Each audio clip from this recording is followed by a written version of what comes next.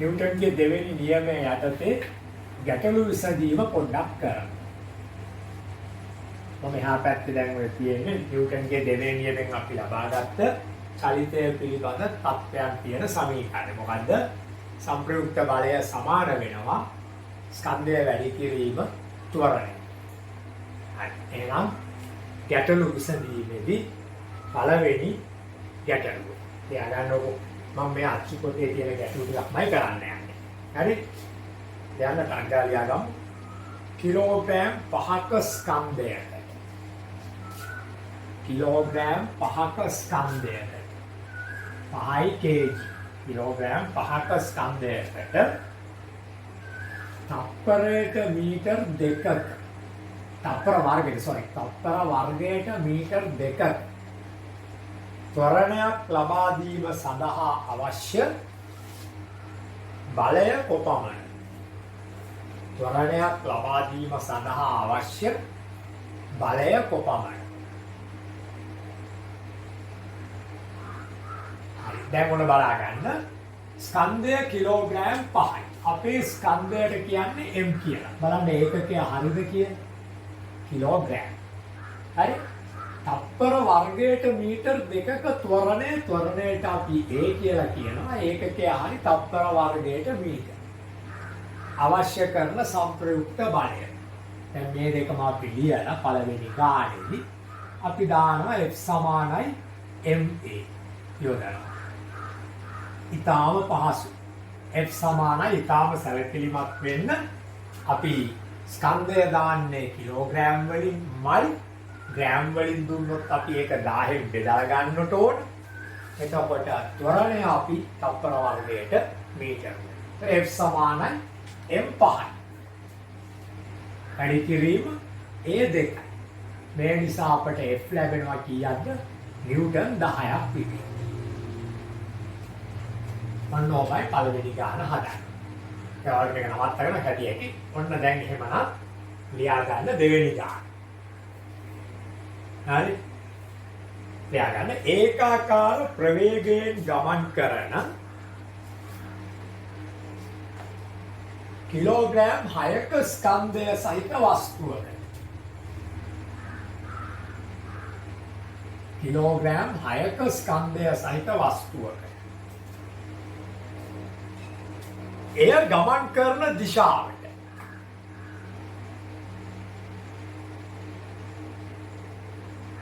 Newton 12ක බලයක් යෙදීම. ඒ ගමන් කරන දිශාවට නිව්ටන් 12ක බලයක් යෙදීම. එය ගමන් කරන දිශාවට නිව්ටන් 12ක බලයක් යෙදීම. එහි හටගන්නා ත්වරණය සොයන්න. එහි හටගන්නා ත්වරණය සොයන්න.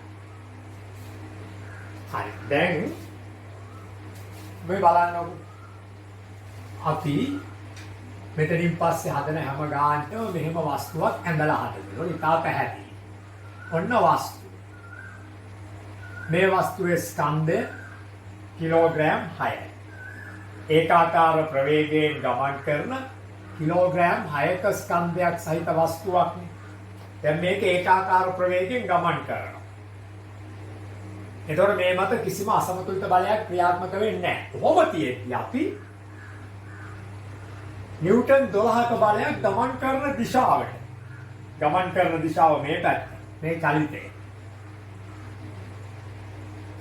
ඒ දිශාවටම අපි දෙනවා සංප්‍රයුක්ත බලයක් කීයකද? නිව්ටන් 12ක්. අපි ඒකට කියන්නේ F කියලානේ. F නිව්ටන් 12යි. දැන් මේක හට ගන්නවා මෙහාට ත්වරණයක්. අපට ඕන කරන්නේ ඒ ත්වරණය. මෙහාට හට ගන්න ත්වරණය.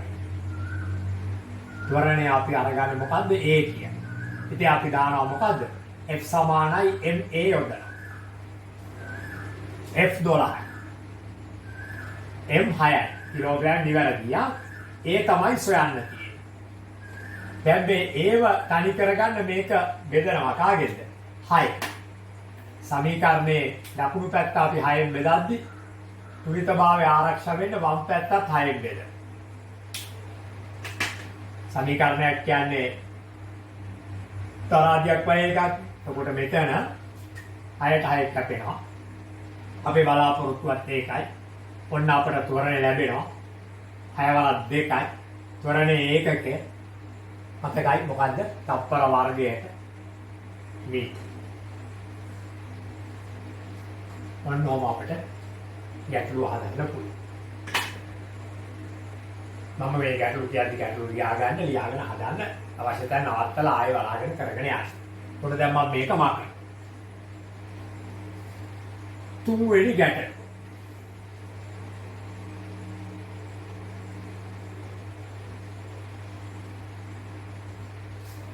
තුන්වෙනි ගැටලුව. එක්තරා වස්තුවකට නිව්ටන් 8ක බලයක් යෙදූ විට එහි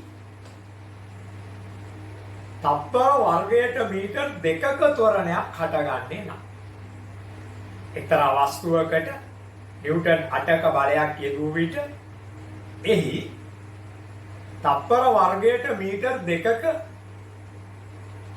ත්වරණයක් හටගන්නේ නම් ආයෙ කියනවා මොන්න එක්තරා වස්තුවකට නිව්ටන් 8ක බලයක් යෙදූ විට එහි තප්පර වර්ගයට මීටර 2ක ත්වරණයක් හටගන්නේ නම් දැන් මේකේ දීලා තියෙනවා බලය ඒ වගේම මේකේ දීලා තියෙනවා ත්වරණය ඉතුරු ටික ලියා ගන්නත් පුළුවන් මේ බලන්න මෙන්න එක්තරා වස්තුව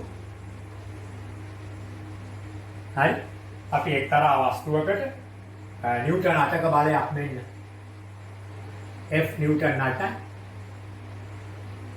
මේ පැත්තට තමයි චලිතය ත්වරණයක් හටගෙන තියෙනවා ඒ දිශාවටම තප්පර වර්ගයට මීටර 2ක මෙහාට හට ගන්නවා ත්වරණයක් ඒ 2යි තප්පර වර්ගයට මීටර අපි දාන්න යන්නේ F සමානයි ma අපි ළඟ F ඉන්නවා අපි ළඟ a ඉන්නවා නැත්තේ කවුද m එහෙනම් මොකද්ද අපේ මේ ගානේ අන්තිම හරිය මෙම වස්තුවේ ස්කන්ධය ලියාගන්න මෙම වස්තුවේ ස්කන්ධය සොයන්න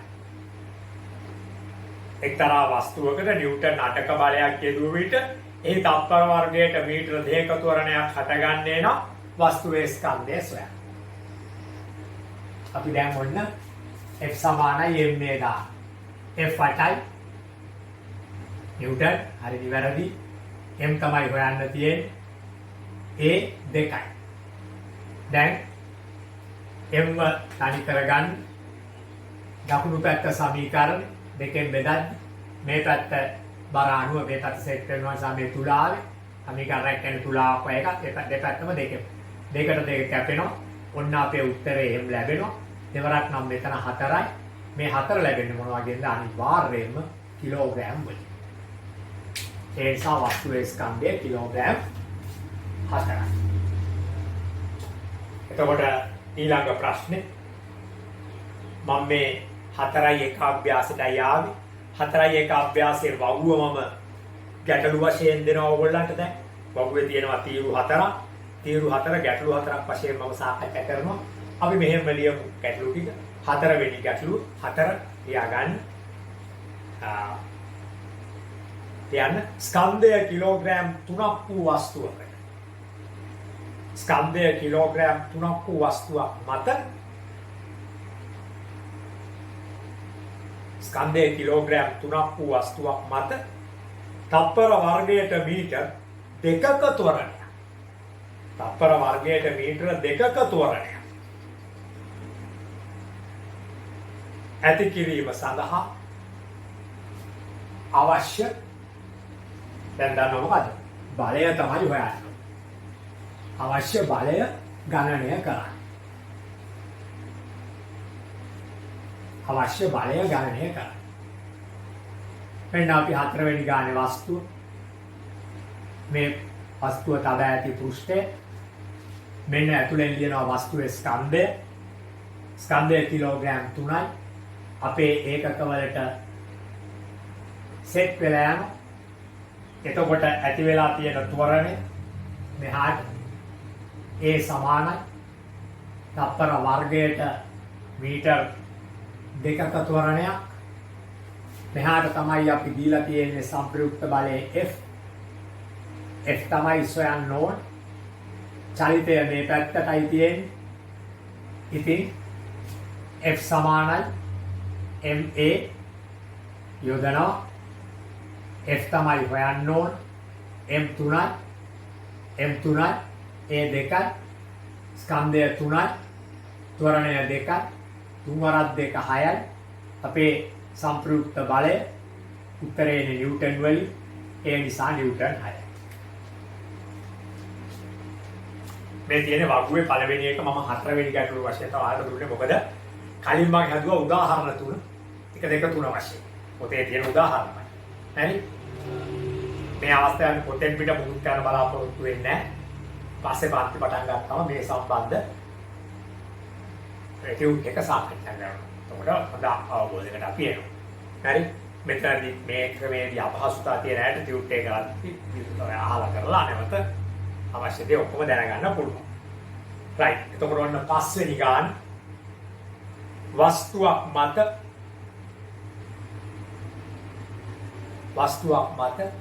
නිව්ටන් 40ක සංප්‍රයුක්ත බලයක් යෙදී. වස්තුවක් මත නිව්ටන් 40ක සංප්‍රයුක්ත බලයක් යෙදී. වස්තුවක් මත නිව්ටන් 40ක සංප්‍රයුක්ත බලයක් යෙදී.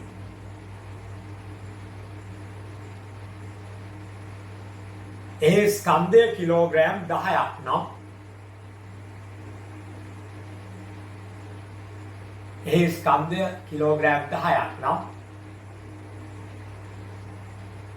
වස්තුවේ හටගන්නා ත්වරණය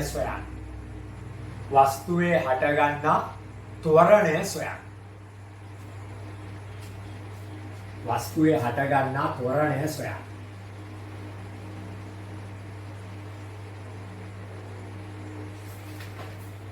right. එතකොට බලන්න මෙන්න තියෙනවා අපේ පස්වෙනි ගාන වෙනුවෙන් මෙන්න හැන්දාපි වස්තුවක් මත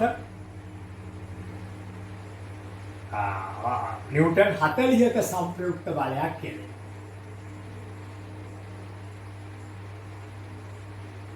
ඔන්න නිව්ටන් 40. ඒ ස්කන්ධය කිලෝග්‍රෑම් 10. දැන් චලිත දිශාව මේ පැත්තට. මේ පැත්තටම තමයි ත්වරණය හටගන්නේ. ඒ කොච්චර? F සමානයි MA දාන්න.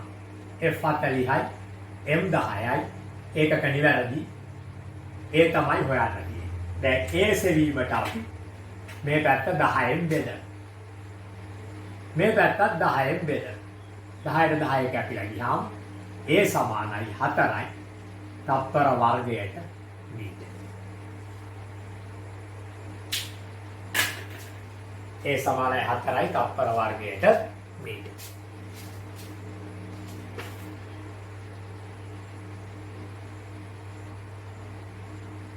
right. එතකොට එහෙනම් 6 වෙනි ප්‍රශ්නේ. 6 වෙනි ගාන. තියාගන්නකො වස්තුවක් මත නිව්ටන් 30ක සංප්‍රයුක්ත බලයක් යෙදීම නිසා වස්තුවක් මත නිව්ටන් 30ක සංප්‍රයුක්ත බලයක් යෙදීම නිසා නිව්ටන් 30ක සංප්‍රයුක්ත බලයක් යෙදීම නිසා වස්තුවක් මත නිව්ටන් 30ක සංප්‍රයුක්ත බලයක් යෙදීම නිසා එහි තප්පර වර්ගයට මීටර 1.5ක තප්පර වර්ගයට මීටර 1.5ක ත්වරණයක් හටගනී. එහි තප්පර වර්ගයට මීටර 1.5ක ත්වරණයක් හටගනී. දැන් මොකක්ද අහන්න ඕන? බලමු මොකක්ද අහන්න කියලා බලමු.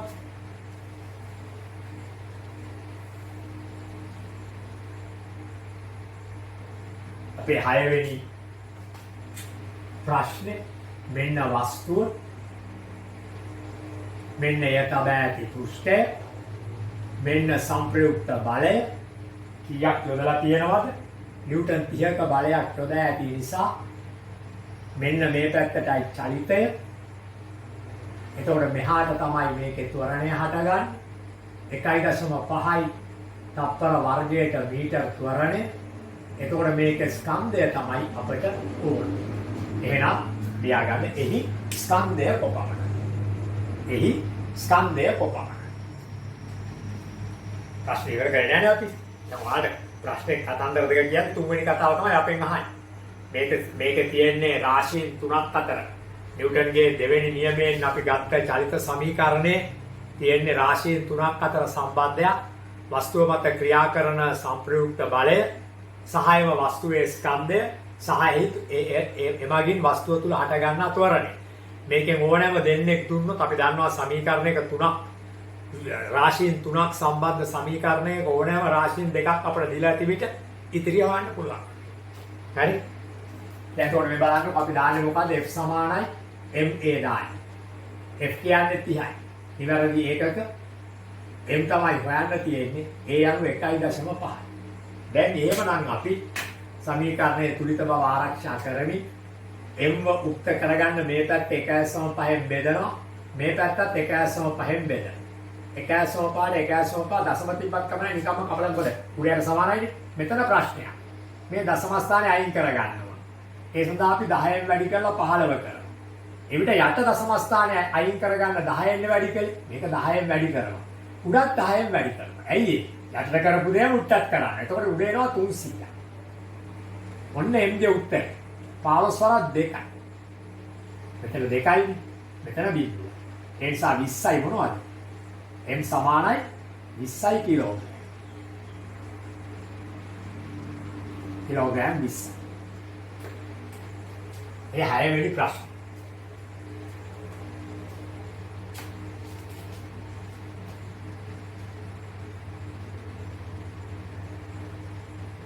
හත්වෙනි ප්‍රශ්නේ. එයාට ස්කන්ධය කිලෝග්‍රෑම් 500ක් වූ ස්කන්ධය කිලෝග්‍රෑම් 500ක් වූ වස්තුවක් මත නිව්ටන් දෙකක බලයක් යෙදූ විට නිව්ටන් දෙකක සංප්‍රයුක්ත බලයක් යෙදූ විට ස්කන්ධය කිලෝග්‍රෑම් 500ක් වූ වස්තුවක් මත නිව්ටන් දෙකක සංප්‍රයුක්ත බලයක් යෙදූ විට එහි හටගන්නා ත්වරණය සොයන්න. එහි හටගන්නා ත්වරණය සොයන්න. එහි හටගන්නා ත්වරණය සොයන්න. මෙන්න වස්තු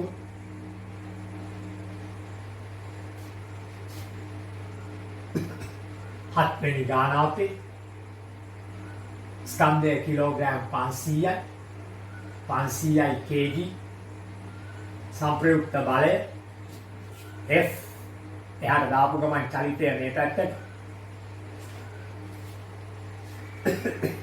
F වෙනවා නිව්ටන් 2ක් එවිට මේ පැත්තට ඇති වෙන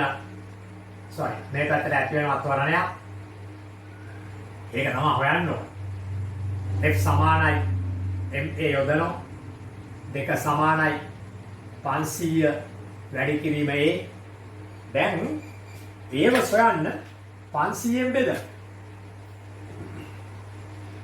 මේ පැත්තත් 500න් බෙදන්න. කැපෙනවා. මේක කැපෙනවා දෙවරක් 1යි දෙවරක් 250යි. ඒ ත්වරණය සමානයි 1ට 250යි. මෙහෙමත් උත්තරේ තිබෙන්නේ. තප්පර වර්ගයට මීටර. ඉතින් මෙහෙම හොඳ නෑ වගේ හිතෙනවා නම් මේක බෙදලා දශම වලට ගේනවා. දැන් බලන්න එකම බෙදනවා 250යි. නෑ බිඳුවයි. ගත්ත අතින් බිඳුවක් ගත්ත ගමන් දශම 10ටත් නෑ බිඳුවයි. ගත්ත බිඳුව 100ටත් නෑ බිඳුවයි. ගත්ත බිඳුව 18 4යි. හතරක් බිඳුවයි හතරක් පහ 20යි හතරක් දෙක 8යි 2යි 10යි. බිඳුව සම බිඳුවයි 4යි. ඒ නිසා A බිඳුවයි දශම බිඳුවයි 4යි තප්පර වර්ගයට මීටර.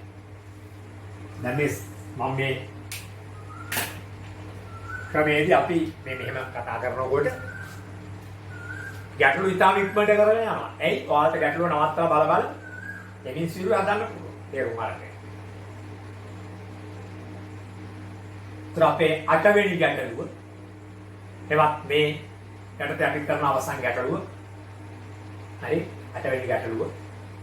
ඒකේ ඒ කොටස සිම්පල් එකක් දාලා 8 ලියන්න ඒකාකාර ප්‍රවේගයෙන් චලනය වෙමින් ඒකාකාර ප්‍රවේගයෙන්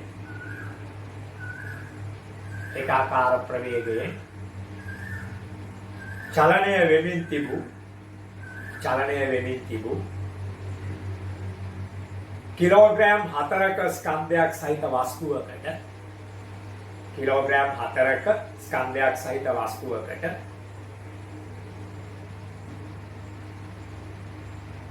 එය චලනය වන දිශාවට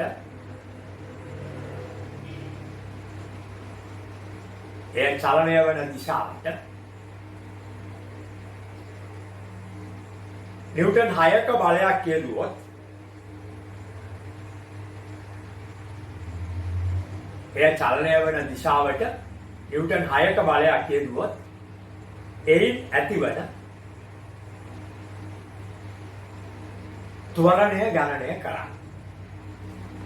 එයින් ඇතිවන ත්වරණය ගණනය කරන්න.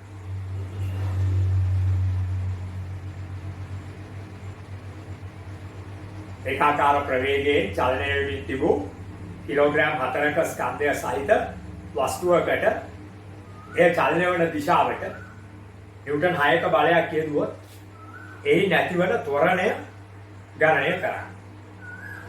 B කොටස එම වස්තුව වෙත එම බලය චලිතය සිදු වූ දිශාවට විරුද්ධ අතට යෙදුවේ නම් හටගන්නා මන්දනය සොයන්න. එම වස්තුව වෙත එම බලය චලිතය සිදු වූ දිශාවට විරුද්ධ අතට යෙදුවේ නම් හටගන්නා මන්දනය සොයන්න. අපි 8 වෙනි ගාන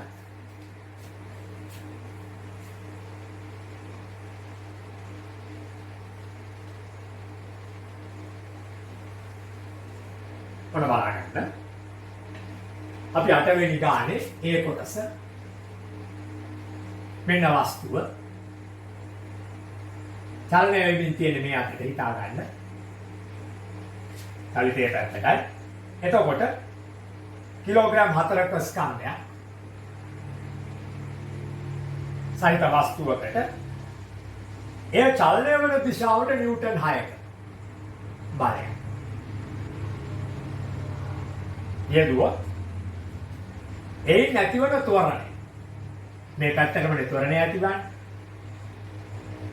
F සමානයි ma F කියන්නේ 6යි සමානයි m4යි වැඩි කිරීම a දෙපසම 4ෙන් බෙදනවා. මේක පොඩ්ඩක් කපන්න පුළුවන් අපිට. දෙවරක් 3යි දෙවරක් 2යි කියලා. මෙහෙමත් කියන්න පුළුවන් තප්පර වර්ගයට මීටර. මේ තමයි ත්වරණය එම දිශාවට නිසායි ත්වරණය කියන්නේ. විරුද්ධාවරයක මන්දනේ. චලිත දිශාවටයි මේක තියෙන නිසා ත්වරණය කියනවා. දෙකෙන් බෙදුණු දෙවරක් 1යි. එකක් ඉතුරු. දෙවරක් 1 2යි එකක් ඉතුරු. ඒකට බිඳුවක් ගන්න 10ට දෙවරක් 1.5යි. තප්පර වර්ගයට මීටර. ඔය තමයි A කොටස. දැන් B කොටසෙන් කියන්නේ මේකයි. කොහොම බලාගන්නකො පස්සේ මම නවත්වලා මේ කරගත්තා කියන්නේ. මෙන්න වස්තුව. මෙන්න පෘෂ්ඨය. ඉස්සරලත් අපි පෘෂ්ඨය මෙහෙම ලකුණු හොඳයි. මෙන්න වස්තුවේ ස්කන්ධය 4යි kg ඒකක හරි.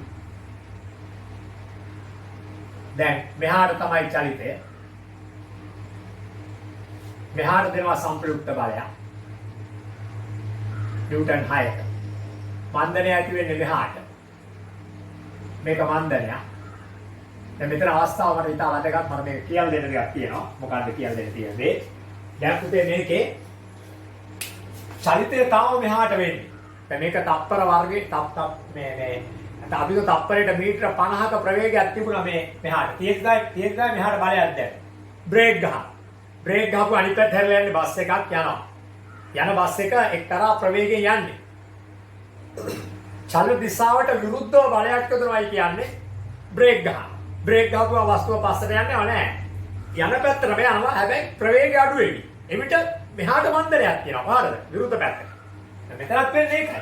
වස්තුවේ චලන දිශාව එහෙම තියෙනවා. නමුත් ස්පීඩ් අඩු වෙලා ශූන්‍ය වෙනවා.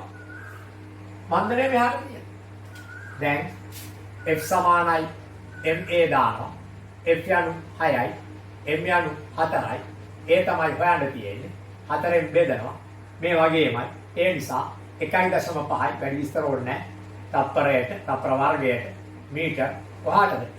තියෙන්නේ කොහාටද? මේ පැත්තට. මේ වෙලාවේ මේ පැත්තට.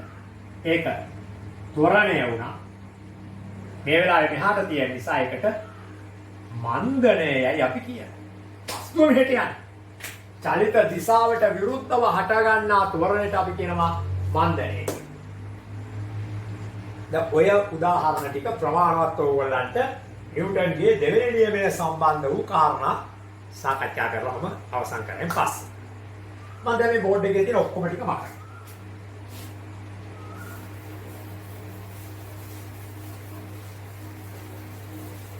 ඔක්කොම ටික මතකලා මම පොඩි කතන්දර ටිකක් ඕගොල්ලන්ට දැන් මේ කියලා දෙන්නට යන්නේ.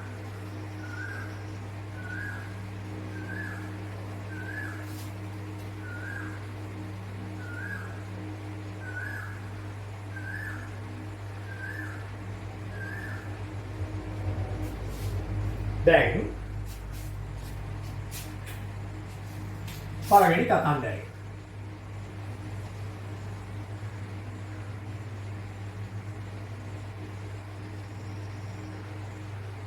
බැලූනයක් පුම්බලා තියනකොට මෙතන විවෘත කරනවා. එතකොට මෙහාට වායුව පිට වෙනවා.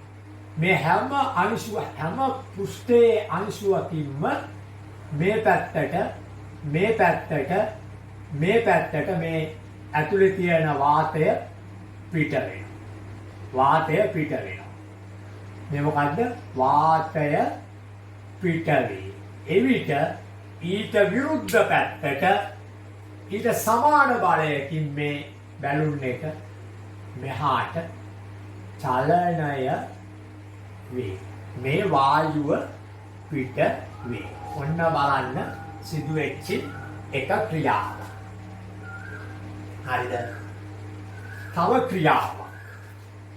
මේ බලන්න. කම්බියක් අදිනවා. බීම බටයක් දානවා. ඇතුළට. බීම බටය. කම්බිය දිගේ චලනය වේ. කවුද බීම බටේ? මේකට සෙලෝ ටේප් ගහලා මෙන්න මෙහෙම බැලූනයක් හයි කරනවා.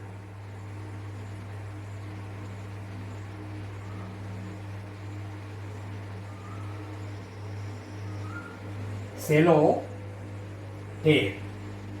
මේ බැලුනේ පස්ස පැත්ත තියෙන්නේ මෙහෙම. දැන් මෙතනින් වායුව පිට වෙනවා.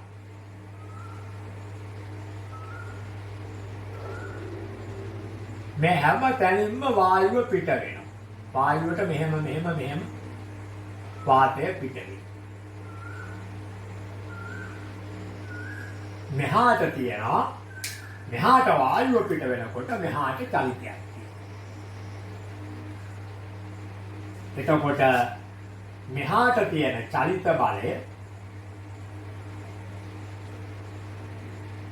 බලය සමාන වෙනවා මේ පැත්තට තියෙන වායුව පිටවීමේ බලය. මේකෙත් මෙහාට තියෙන චලිත බලය සමාන වෙනවා මෙහාට තියෙන වායුව පිටවීමේ බලය. හරි. තව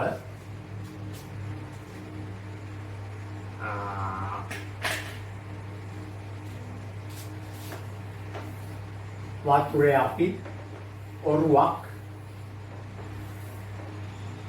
හබල් ගන්න.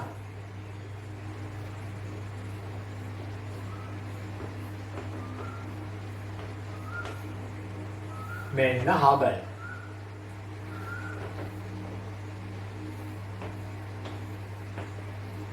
හබල් ගෑමේ බලය. බෝට්ටුවේ චලන සමාන වෙනවා චලන බලය.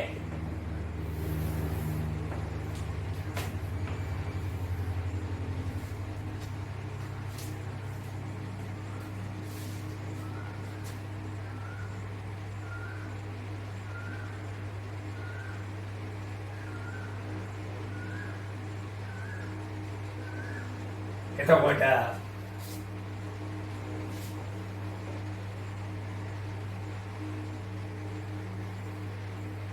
මේවේ ඉන්නවා පොටුකිතයි. මිනිහා අතේ තියෙනවා තුවක්කුව.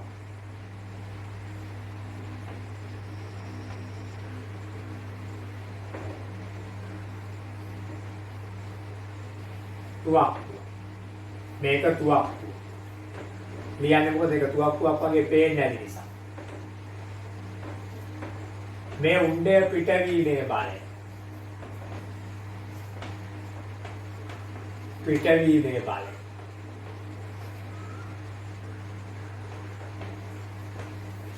මේ පැත්තට වාරුව ගන්නවා.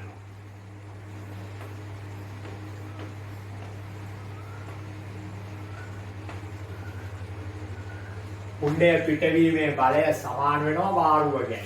ඔය ටික ඔක්කොම සටහන් කරගන්න. වැඩි විස්තර කරන්න අවශ්‍ය නැහැ. ඔය ටික උණ්ඩය පිටවීමේ බලය සමාන වෙනවා වාරුව ගැන. ඒක නැටි ලියා ගන්න. උණ්ඩය පිටවීමේ බලය සමානයි වාරුව ගැන. තුවක්කුවකින් වෙඩි තියෙනකොට අපි පිටිපස්ස වාරු වෙනවා. ඒක අපි අල්ලගෙන ඒතර මේ තුවක්කුව උඩ යනවා. නමුත් අපි ශක්තිය දාලා ඒක බැලන්ස් කරගන්නවා. ඒ කිහිල්ලෙන් එළියට තුවක්කුව තියාගන්න. නැත්නම් මෙතන හේතුවත් අතත් එක අතට වදිනවා කියලා මෙතුවක්කුව. මේ මම මේ කතා කරන්නේ අර සාමාන්‍ය පතරොන් දාලා වැඩි තියෙන තුවක්කුවේ T56 වගේ වාරුව විතර ඒවා කොහොම ලේසි වෙන්න හදලා තියෙන්නේ. ඒක හැම එකම වාරුව තියෙනවා. හරි.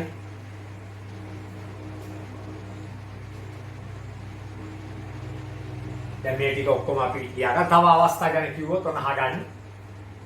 රොකට්ටුවක් යවනකොට දැන් මේ ටික මකන්න. රොකට්ටුවක් යවනකොට කවුද රොකට්ටු යවන්නේ? NASA ආයතනය. එතකොට රුසියාවේ කට්ටිය, චීනේ කට්ටිය අපෙත් එක්කෙනෙක් යවුවා. හරි. රොකට් එකක් මතක ඇති අපේ එකම ඉන්න ගගනගාමියා. එතකොට රොකට්ටුවක් යවනකොට දැන් මේ රොකට් එක මේ රොකට් එකේ විතර තියෙන කෑල්ලක් ගිනි තියලා ගැලවිලා පල්ලෙහාට යනවා. ඒ යන පහළට විදින බලයෙන් තමයි මේ රොකට් එක ඉහළට විදින්නේ. ඔය ටීවී එකේ පේනවා රොකට් විදින අවස්ථාවල ලොකු ගින්නක් එක කොටසක් ගැලවිලා පල්ලෙහාට යනකොට රොකට් එක ඉහළට යනවා. ඒතර අර ෂටල් කෑල්ල ඉහළට යෑමේ බලය අර ගිනිගත් රොකට්ටුව පහළට ගැලවිලා යෑමේ බලයට සමානයි. තව දෙයක් කියන්න. බස් එක අපි හිටගෙන ඉන්නවා. නවත්තපුවේ. අල්ලන්නේ නැතු. බස් එක එකපාරට ඉදිරියට යනවා. කකුල් දෙක අපේ කකුල් දෙක බස් එකේ ගැටලා තියෙන නිසා කකුල් දෙක මත ක්‍රියා කරන ඉදිරි බලය. එතකොට ඒකාකාර ප්‍රවේගයෙන් බස් එකක් යනවා. අයියා අපි ඔක්කොම පොළු අතහැරලා පොතක් බල බල යනවා. පොතක් බල බල යනවා. පිටරටවල නම් එහෙමයි. පත්තර පොත් බලන්න හිටගෙන බස් එකේ. මොකද මේ බස් බහගාලා බ්‍රේක් ගහන්නේ නැහැ. මොකද ඒවා යන්නේ හයිවේ වලනේ. ඒක කිසි ප්‍රශ්නයක් නැහැ. කොහොම යද්දි බස් එක බ්‍රේක් එකක් ගන්නවා. මෙහෙම ලංකාවේ. හරි. මොකද වෙන්නේ?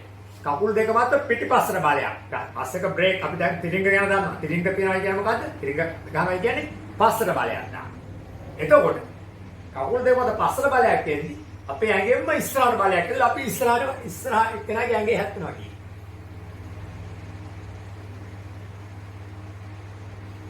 තව එකක් දැන් එතකොට ඒක නැති කරන්න තමයි අපි සීට් වල වාඩිලාද සීට් බෙල්ට් දාන්නේ. සීට් බෙල්ට් එක දාපුවම දැන් අපි සීට් එක වාඩිලා යනකොට බෙල්ට් එක නැත්තම් කකුල් දෙක තමයි කාර් එකේ පතුලේ හැප්පිලා තියෙන්නේ. කාර් එක බ්‍රේක් ගහනවා කියන්නේ පස්සට බලයක් දාද්දි කකුල් දෙකට පස්සට බලයක් එනවා අපේ ඇඟ ඉස්සරහට ගිහලා හැප්පෙනවා. ස්ටියරින් වීල් එකේ හරි මොකක් හරි හැප්පෙනවා. සීට් බෙල්ට් එකක් දාපුවම සීට් එකට අපි හේතු වෙනවා. එතකොට මුළු ඇඟටම පස්සට බලය ඇති වෙනවා. කාර් එක බ්‍රේක් ගහද්දි කකුල් දෙකක් කාර් එකේ හැප්පිලා තියෙනවා. සීට් එකේ අපේ පිටත් හැප්පිලා. එතකොට මුළු ඇඟටම බලය තියෙද්දි අපිට අර වගේ ප්‍රශ්නයක් මතුවෙන්නේ නැහැ. දැන් මේ සියලු කාරණා වලින් අපි අදහස් කළේ මොකද්ද? හැම ක්‍රියාවකටම මේ තැන්වල සිදුවෙච්ච හැම ක්‍රියාවකටම සමාන වූද විරුද්ධ වූද ක්‍රියාව. හරි? ඒ කියන්නේ විශාලත්වයෙන් මෙන්ම දිශාවෙන්ද ප්‍රතිවිරුද්ධ. මේකේ විශාලත්වය හා දිශාව පහළට, චලනයේ විශාලත්වය හා දිශාව ඉහළට. ඒ වගේ සෑම විටම හරි සෑම ක්‍රියාවකටම විශාලත්වයෙන් සමාන වූද දිශාවෙන් ප්‍රතිවිරුද්ධ වූ අපි ඒකට කියනවා ප්‍රතික්‍රියාවක් කියලා. ප්‍රතික්‍රියාවක් ඇත. ක්‍රියාවට ප්‍රතික්‍රියා. ප්‍රති කියන්නේ විරුද්ධ. මොන විරුද්ධකන්ද? දිශාවෙන් විරුද්ධයි. විශාලත්වයෙන් සමාන. එතකොට ප්‍රතිවිරුද්ධ වෙන්නේ මේ පැත්තට තියෙන්නේ නිව්ටන් 60ක බලයක් නම් මෙහා යන්නේ නිව්ටන් 60ක බලයකට. හරි? එහෙනම් මේක තමයි නිව්ටන්ගේ චලිතය පිළිබඳ තුන්වෙනි නියමය. එහෙනම් ලියා ගන්න චලිතය පිළිබඳ නිව්ටන්ගේ තුන්වන නියමය. චලිතය පිළිබඳ නිව්ටන්ගේ තුන්වන නියමය.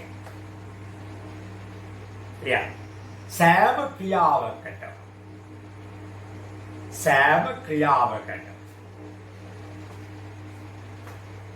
විශාලත්වයෙන් සමාන වූ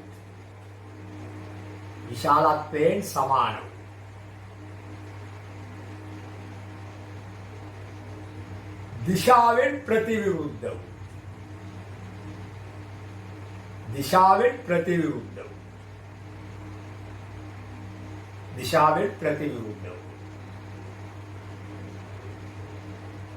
ප්‍රතික්‍රියාවක් ඇත. ප්‍රතික්‍රියාව මෙහෙම. සෑම ක්‍රියාවකටම විශාලත්වයෙන් සමාන වූ දිශාවෙන් ප්‍රතිවිරුද්ධ වූ ප්‍රතික්‍රියාවක් ඇත. ඕක තමයි නිව්ටන්ගේ තුන්වෙනි නියමය. හරි. එහෙනම් අපි චලිතය පිළිබඳ නිව්ටන් නියම ඔතනින් අවසන් කරමු. හරිනේ? චලිතය පිළිබඳ නිව්ටන්ගේ නියම තුනයි. මම ආයෙ කියන්නේ නැහැ. හරි? ඔන්න අපි මේ නියම තුන අවසන් කරනවා. මෙහි තුන්වෙනි නියම නම් බොහොම සිම්පල් වගේ තේරෙනවා. හරි? ඔය නියම වලින් අනිවාර්යෙන් එක්සෑම්, O level එක්සෑම් ප්‍රශ්න ලැබෙනවා. තාම ලැබෙන පාඩමක් තමයි ආදමේ කරමින් ඉන්නේ. දැන් මොන බලන්න. දැන් ක්‍රිකට් බෝලයක් එනවා. අල්ලනවා. ක්‍රිකට් බෝලේ චලිතය. කවුරු හරි පන්දුවට පහර දෙනවා අපි අල්ලනවා. ක්‍රිකට් බෝලේ චලිතය නැවැත්වීම කරගත්තේ. කැච්චයක් අල්ලගන්න දැනෙනවා. යගුලියක් එනවා. අල්ලගන්න අමාරුයි. ලොකු ගැටලුවකට මුහුණ දෙනවා. දැන් මේ දෙකම චලිත වෙන වස්තු. අල්ලනවයි කියන්නේ චලිතය වෙන වස්තුන් දෙකහි චලිත නැවැත්වීමට කරන උත්සාහය. මොකද්ද පහසු? Cricket ball. මොකද්ද අපහසු? යගුලිය. ඇයි? ක්‍රිකට් බෝලේ ස්කන්ධය අඩුයි.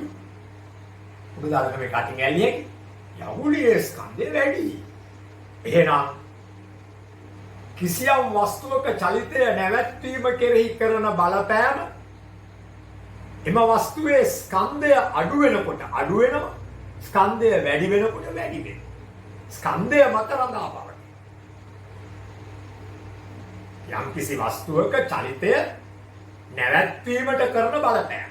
කිසියම් වස්තුවක චලිතය නැවැත්වීම කොච්චර අපහසුද කියන එක රඳා පවතිනවා ස්කන්ධය මත. ස්කන්ධය අඩු වස්තුවක චලිතය නැවැත්වීම පහසුයි. ස්කන්ධය වැඩි වස්තුවක චලිතය නැවැත්වීම අපහසුයි. ඒක කාරණය. දෙවෙනි කාරණේ ක්‍රිකට්. ක්‍රිකට් වල ෂොට් එකක් තියෙනවා ෆෝවර්ඩ් ඩිෆෙන්ස් කියලා. අපි ඒකට සිංහල භාෂාවෙන් එංගලන්ත වචනේ තමයි ෆෝවර්ඩ් ඩිෆෙන්ස්. සිංහල භාෂාවේ දැන් ක්‍රිකට් ගහනකොට මෙහෙම ග්‍රවුන්ඩ් එක නම් මෙතන තමයි ක්‍රිකට් තියෙන්නේ. මෙතන ගහන කෙනා ෆෝවර්ඩ් ඩිෆෙන්ස් එක නම් නිකන් මෙහෙම. එන බෝලෙට අල්ලනවා, ලෑල්ල දානවා, තට්ටුව දානවා. මේ තට්ටුව දාද්දි මේක මේ ළඟම ගිහලා වදිනවා බිමට. එහෙම තමයි අමාරු බෝල කෙනෙක්ගේ බෝල් වලට ෆේස් කරලා බේරෙන්නේ. මෙතන ඉන්නවා ක්‍රීඩකයෙක්. කැච් අල්ලන එකේ. මෙතන. මේ ළඟම දන ගහගෙන ඉන්නේ. එක් කියනකුත් දාගෙන ඉන්නේ. එයාට අපි කියනවා ස්ලිප් ක්‍රීඩකයා කියලා. දැන් මේ ෆෝවර්ඩ් ඩිෆෙන්ස් ෂොට් එක නෙවෙයි ඒක ලෑල්ල විතරයි. අල්ල ගන්නවා මෙයා. කවුද ස්ලිප් පැනලා මෙහෙම කරලා අල්ල ගන්න. ඔන්න ඒක හරියයි ලෑල්ල ගත්තා. මේ ක්‍රීඩකයාම මේ එන පන්දුවකට ගහනවා මේ ස්ක්වයර් කට් වලට ඌ වැරෙන් පහරක්. එක්ක මේ ලෝන් වලට වැරෙන් පහරක්. ස්ක්වයර් කට් කියමුකෝ. වැරෙන් පහරක්. මේ ස්ක්වයර් එකට. ඒ පහර මෙයා අල්ල ගන්න ටග්ගල අල්ලනවා. අත වැදිලා අත පැල්ල යනවා සමහරවල්. ඇයි? වැරෙන් ගහපු පහර. දැන් අර ෆෝවර්ඩ් ඩිෆෙන්ස් තට්ටුවේ ප්‍රවේගය අඩුයි. ස්ක්වයර් කට් ෂොට් එකේ ප්‍රවේගය ස්ක්වයර් ලෙග් වලට ගහපු ෂොට් එකේ ප්‍රවේගය ඉතා විශාලයි. ඒක හතරේ පාර. බවුන්ඩරි එක. එතකොට ස්ලිප් ක්‍රීඩකයා අමාරුවේ වැටුණා දෙවෙනි ෂොට් එක අල්ලනකොට. මොකද පළවෙනි ෂොට් එකේ ප්‍රවේගය අඩුයි, දෙවෙනි ෂොට් එකේ ප්‍රවේගය වැඩි. මේ නිසා කිසියම් වස්තුවක චලිතය නැවැත්වීමේ අපහසු බව කෙරෙහි රඳා පවතින සාධක දෙකක් තියෙනවා. වස්තුවේ ස්කන්ධය හෙවත් M, අනිත් එක තමයි වස්තුවේ ප්‍රවේගය V. චලනය වන වස්තුවක චලිතය වැළැක්වීමේ අපහසු බව. එක් මාතෘකාවට රුලක් ඉතුරු කරලා ලියාගන්න මෙහෙම. චලනය වන වස්තුවක. චලනය වන වස්තුවක. චලිතය නැවැත්වීම.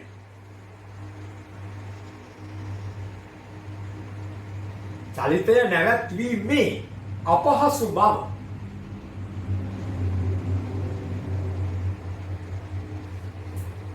අපහසු බව එක වස්තුවේ ස්කන්ධය,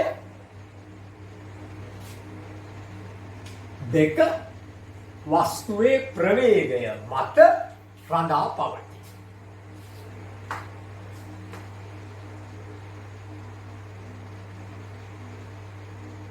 රඳා පවතී.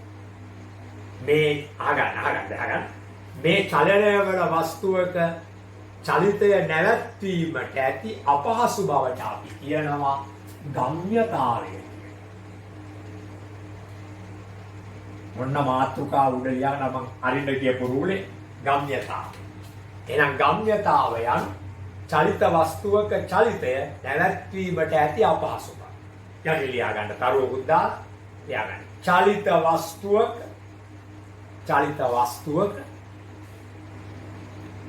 චලිතය නැවැත්වීමට ඇති චලිත වස්තුවක චලිතය නැවැත්වීමට ඇති අපහසු බව චලිත වස්තුවක චලිතය නැවැත්වීමට ඇති අපහසු බව ගම්‍යතාවය. ඉතින් දරුවනේ මෙහෙම දෙයක් වෙනවා එතකොට.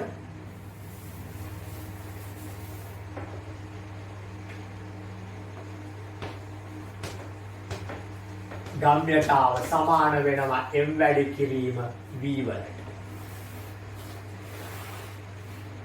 මේක කිලෝග්‍රෑම්, මේක තප්පරයට මීටර. කිලෝග්‍රෑම් තප්පරයට මීටර. ගම්‍යතාව සමානයි m වැඩි කිරීම v. right. එහෙනම්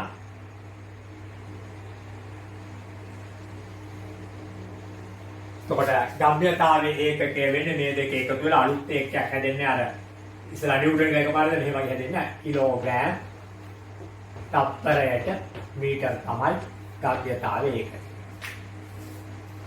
ඔන්න පළවෙනි ගාන ලියාගන්න.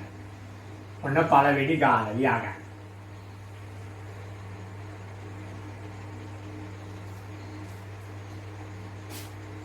පළවෙනි ගාන ඒකත් මම පොතෙන්මයි දෙන්නේ ලියාගන්න. ස්කන්ධය කිලෝග්‍රෑම් 2000ක් වන වාහනය.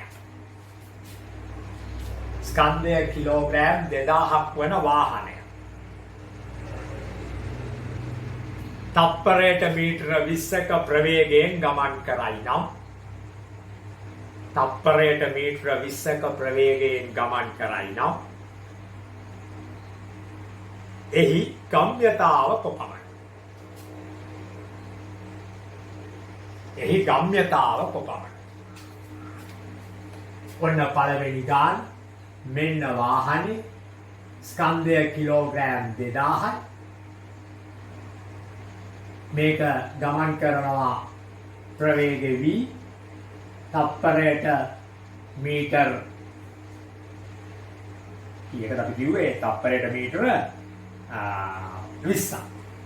20 දැන් ගම්‍යතාව සමානයි m වැඩි කිරීම v m 2000යි v 20යි 1 2 3 4යි බිංදු දෙවරක් 2 4යි ඒ කියන්නේ 40000යි කිලෝග්‍රෑම් තප්පරයට මීටර. මේකත් ප්‍රවේගයෙන් හැදෙන එකක්, ප්‍රවේගය දෛශිකයක්, මේකත් දෛශිකයක්.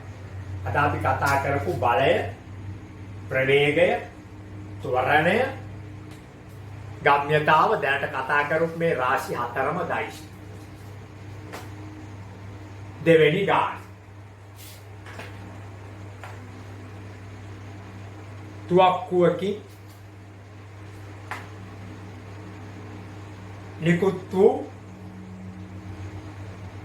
ස්කන්ධය ග්‍රෑම් 10ක් වන. වැදගත් යටින් ඉරක් ගහගෙන ග්‍රෑම් 10. තුවක්කුවකින් නිකුත් වූ ස්කන්ධය ග්‍රෑම් 10ක් වන වෙඩි උණ්ඩයක් තප්පරයට මීටර 400ක ප්‍රවේගයෙන් ගමන් කරයි. තප්පරයට මීටර 400ක ප්‍රවේගයෙන් ගමන් කරයි. එහි ගම්‍යතාවය සොයන්න. එහි ගම්‍යතාවය සොයන්න.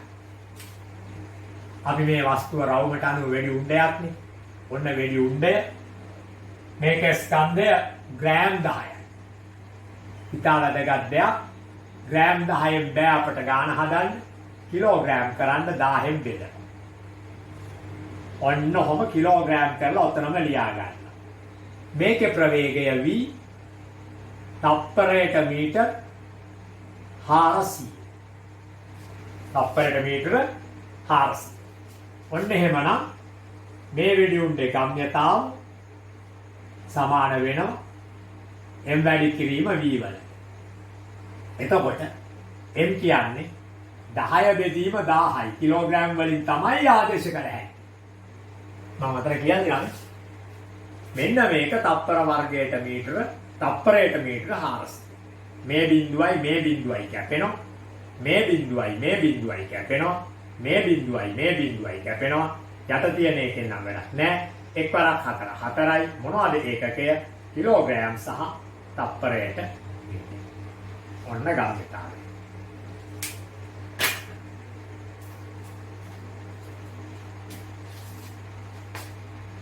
right. එතකොට ඒක එහෙමයි.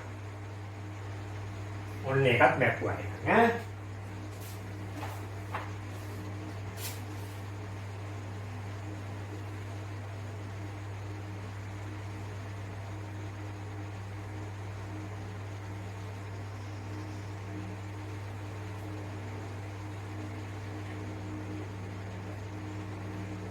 දැන් ඉතා වැදගත් දෙයක් දැන් සාකච්ඡා කරනවා.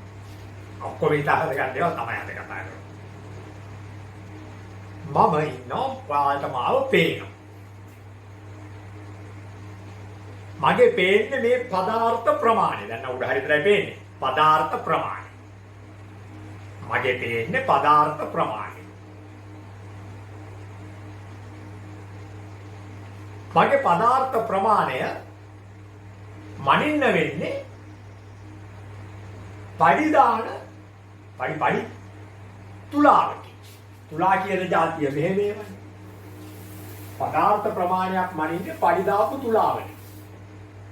මෙහෙම කියනවා. මේ සරල තුලාවක් අන්නේ දැන් මේ විදිය තුලා මෙහෙම නැතුව ඉලෙක්ට්‍රොනික වලට තියෙනවා. හැබැයි එක පැත්තකට පඩි දානවා අනිත් පැත්තේ ද්‍රව්‍යමයි. මම මෙතෙන්ට නැග්ගා. මට සමාන පඩි ගොඩක් මෙහෙම දැම්මා. ඔන්න මගේ ද්‍රව්‍ය ප්‍රමාණය එනවා මාස් කියලා අපි කියනවා. අපි කියනවා මාස් එවත් ස්කන්ධය එනවා කිලෝග්‍රෑම් 60යි.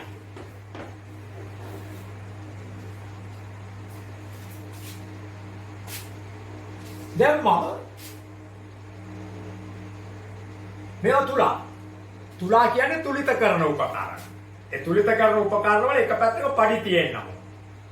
මම දැන් තරාදියකට නගිනවා. තරාදිය පහළට ගිහින් ස්ප්‍රින් එකකින් දුන්නකින් පහළ නැත්තම් දුන්නක එල්ලිලා ඇදිලා පෙන්නනවා. තරාදිය ක්‍රියා කරන්නේ මාව පොළවෙන් අදින බලය. තරාදිය ක්‍රියා කරන්නේ මාව පොළවෙන් අදින බලය. පොළවට ඇදින බලයක් තිබුණ නැත්තම් මේ ලෝකේ තරාදිය භාවිතා කරන්න බෑ. භාවිතා කළ හැකි තුලා විතරයි. තුලත් මේ පැත්තෙන් මාව අදිනවා පොළවෙන් මේ පැත්තෙන් බර අදිනවා. මේ පඩි අදිනවා. හැබැයි පුතෝ තුලාවේ මොකද වෙන්නේ? මේ ඇදිලි බලයට මේ ඇදිලි බලය කැපෙනවා. ඒ නිසා ඇදිලි බලය පාවිච්චි පොළවෙන් ඇදිලි බලය දෙපැත්ත කැපෙලා නැති වෙලා යනවා. පොළවේ ඇදිලි බලය පාවිච්චි වෙන්නේ නැහැ මේ තුලා ක්‍රියාවෙන්. තුලා ක්‍රියාවෙන් අපි සොයන්නේ වස්තුවක ස්කන්ධය. වස්තුවක ස්කන්ධය යනු එම වස්තුවේ අන්තර්ගත පදාර්ථ ප්‍රමාණය. තරාදි ක්‍රියාවෙන් අපි හොයන්නේ වස්තුවක් පොළොවකින් අදිනු ලබන බලය. පොළොව කියන්නේ ගුරුත්වය. වස්තුවක් මත ක්‍රියා කරන ගුරුත්වාකර්ෂණ බලය තමයි තරාදියේ ක්‍රියා කරන්නේ. දැන් මෙන්න බලන්න මෙහෙම තියෙන තරාදියක මම එල්ලෙනවා මෙහෙම. වන්නකො. හරි. එතකොට මගේ බර එන W බර එනවා ආසන්න වශයෙන් නිව්ටන් 600. බර මනින්නේ නිව්ටන් වලින්. නිව්ටන් 600ක්. බර එනවා නිව්ටන් 600ක්. මේ ඇවිල්ලා දුරු තරාදි. මේක තුලා. එහෙනම් අපි කතා කරන්නේ ස්කන්ධය මාස් m හා බර weight w. මාතෘකාව ලියාගන්න ස්කන්ධය හා බර.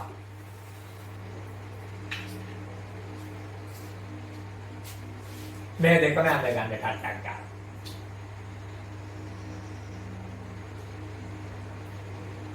එහෙනම් ඔන්න මාතෘකාව මෙලිවා ලියාගන්න වස්තුවක ස්කන්ධය. ආපහු. වරහන් ඇතුලේ M.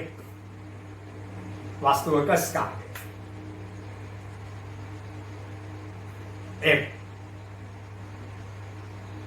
ඉස්සෙල්ලා ලියා ගන්න. මොකද්ද?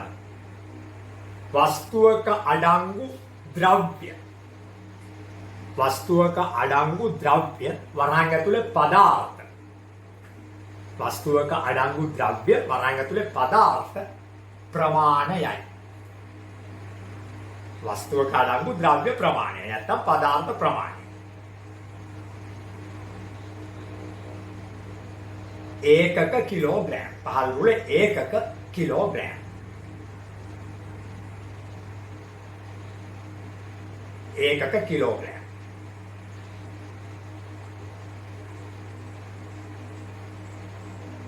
ඊට පස්සේ වස්තුවක බර. වස්තුවක බර. වරහන් ඇතුලේ W. වස්තුවක බර W.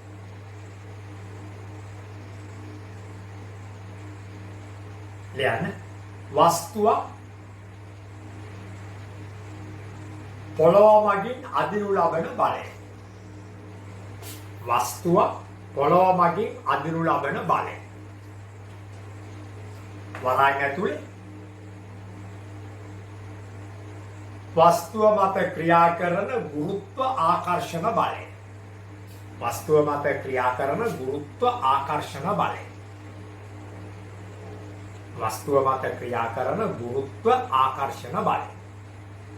ඒකක Newton. Capital N. ඒකක Newton.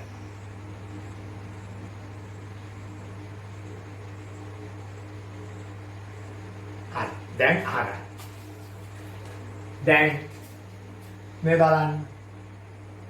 වස්තුවක බර සමාන වෙනවා වස්තුවේ ස්කන්ධය වැඩි කිරීම ගුරුත්වජ ත්වරණය. F සමානයි mg. G කියන්නේ ගුරුත්වජ ත්වරණය, m කියන්නේ වස්තුවේ ස්කන්ධය, F කියන්නේ වස්තුවේ බර. ලියන්න.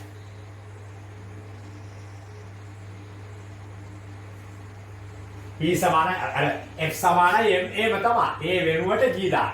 මෙතන කලින් තිබුණේ ගුරුත්වජ ත්වරණය. පොළවෙන් අදින ත්වරණයට අපි G කියලා කියනවා. අර ඕනෑම ත්වරණ වස්තුවක චලිත ත්වරණ වලට අපි කියන්නේ A කියලා. මේක වැදගත්. පළවෙනි ගාන ලියා ගන්න. පළවෙනි ගාන. ලියා ගන්න. පුද්ගලයෙකුගේ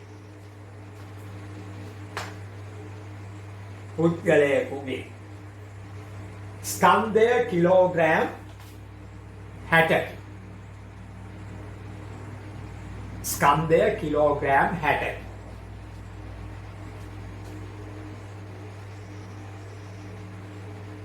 ඔහුගේ බර සොයන්න. ඔහුගේ බර සොයන්න.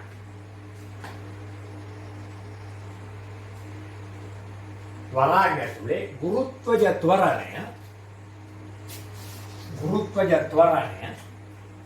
මෙහෙම ලියා ගන්න. G සමානයි ගුරුත්වජ ත්වරණය G සමානයි තත්පර වර්ගයට මීටර් 10යි. ඇත්තමගේ 9.8යි.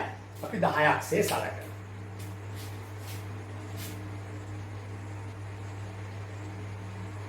දැන් මේ ගාන මෙහෙම පුද්ගලයාගේ ස්කන්ධය කිලෝග්‍රෑම් 60යි. ගුරුත්වජ ත්වරණය තත්පර වර්ගයට මීටර 10ක් නම් ඔහුගේ බර සොයන්න.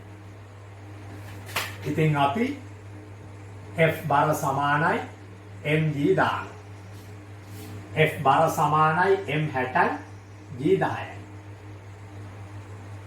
6c newton. 6cයි නිව්ටන්. ඉවර කරගන්න. 6cයි නිව්ටන්.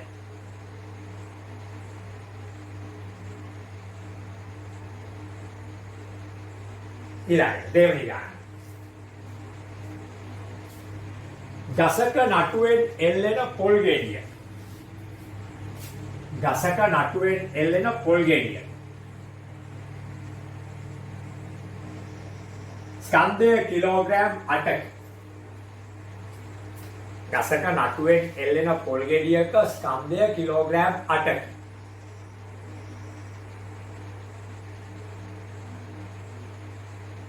ගුරුත්වජ ත්වරණය තප්පර වර්ගයට මීටර 10ක් නම්. ගුරුත්වජ ත්වරණය තප්පර වර්ගයට මීටර 10ක් නම්. පොල් ගෙඩියේ බරසය. පොල් ගෙඩියේ බරසය. ඉතින් මේ එල්ලෙන පොල් ගෙඩිය. ස්කන්ධය 8යි kg. ගුරුත්වය ත්වරණය 10යි තප්පර වර්ගයට මීටර. F සමානයි mg දාන. F සමානයි m8යි g10යි. F සමානයි 80y නිව්ටන්.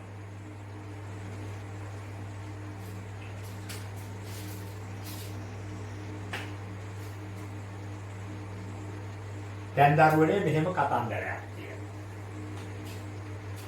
අපි හඳට ගියොත් එහෙම හදෙත් මගේ ස්කන්ධය වලට නූතන තාක්ෂණයෙන් හදේ නම් පේනවා මේ විදිහමයි. කැලි මොකුත් අඩු නැහැ. ඒ කියන්නේ මගේ ස්කන්ධේ කිලෝග්‍රෑම් 60යි. හැබැයි හදේදී මම මේ තරාදියේ එල්ලුණාම